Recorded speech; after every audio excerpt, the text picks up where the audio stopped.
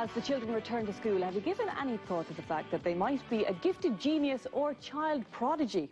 Well, we were contacted by a music school who specialise in helping young children realise their musical potential. So I dusted down my school bag and paid them a visit.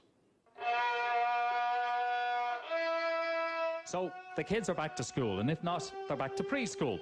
Now, we're all very proud of our children, and we all believe that they're gifted in some way, and indeed, they are. But what do you do when you actually have a gifted child? Well, you would take them to a place like this.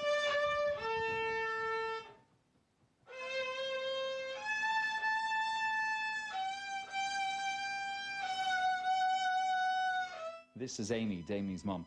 Amy, how did Damie get to play the violin?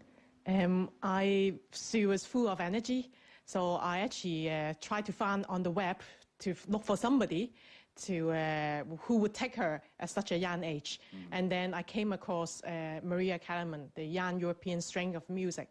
And obviously she takes kids from 2.5. So at the time, it was summertime. And I rang her and she said, come for a music assessment.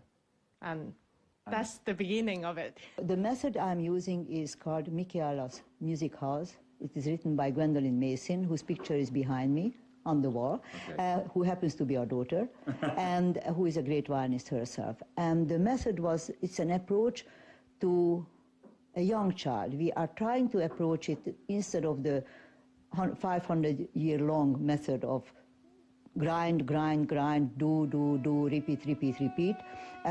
We are trying to appeal to the fantasy of the child. We are bringing in magic, we are bringing in fairies, we are bringing in all kind of things which is very near to the child. So it becomes a play. Instead of doing, it becomes a game.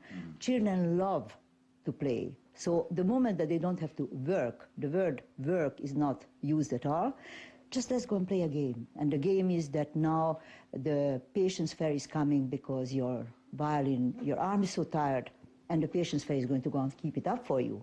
You don't like to call a young gifted child a prodigy. Why? Oh, listen, because I don't have a crystal ball, and I can't look into the future. I can only work with what I have. Prodigy is a very, very, very laden word, and I would call a prodigy someone who at 5 or 6 is playing like a 15 or 16-year-old, which means that you have the emotions in your playing of a 16-year-old. Now you can be very gifted, you can go and use your fingers, use your arm, have a good memory, play everything, but the emotions of a 5-year-old are the emotions of a 5-year-old. You can only say prodigy when you feel that these feelings, and you are going to hear Amy playing, are further than the soul of a 5-year-old should be, that you are expressing something which she never experienced yet. So when you think, hey, where does that come from?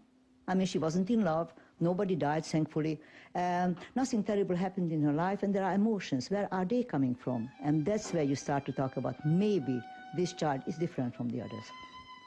It's not a case of gifted child push your parents. She actually pushes you. Yes, very much so. Even at very young age, like 1.5, she started talking in sentences. And we were like, hello, what do we do? And it's many, many times for us is she pushing me and my husband. And we never really push her. We just give her the opportunity. Like whatever she wants to learn or start trying out, we encourage her. We know you're very good on the violin, but what else do you like to do? Do you like to read books? I like to read books and play with my bears and pony. You like your violin? Yeah. How much practice do you do? About half an hour some day and about 1 hour some day. So what are you going to play for us today? Reading Opus 34, Lento, the second movement.